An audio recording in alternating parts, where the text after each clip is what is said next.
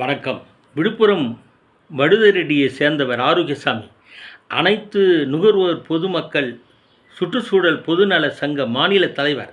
இவர் உறவினர் நினைவு தினத்தை ஒட்டி 25 பேருக்கு அன்னதானம் வழங்க 2022ஆம் ஆண்டு விழுப்புரம் புதிய பஸ் நிலையம் அருகே உள்ள ஹோட்டலில் பணம் செலுத்தி 25 பார்சல்களுக்கு சாப்பாடு வாங்கியுள்ளார்.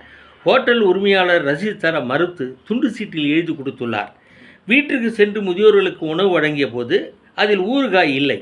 ஹோட்டல் உரிமையாளரிடம் கேட்டபோது ஊறுகாய் வைக்காதது உறுதியானது. அதற்குரிய 25 ரூபாய் கேட்டபோது தர முடியாது என ஹோட்டல் உரிமையாளர் மறுத்துவிட்டார். இது குறித்து ஆரோக்கியசாமி விழுப்புரம் நுகர்வோர் குறைதீர் ஆணையத்தில் வழக்கு தொடர்ந்தார்.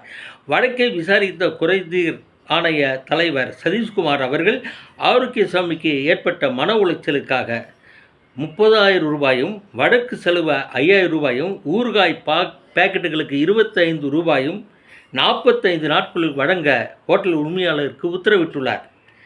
எல்லாம் ஊறுகாயால் வந்த வினை இது. வணக்கம்.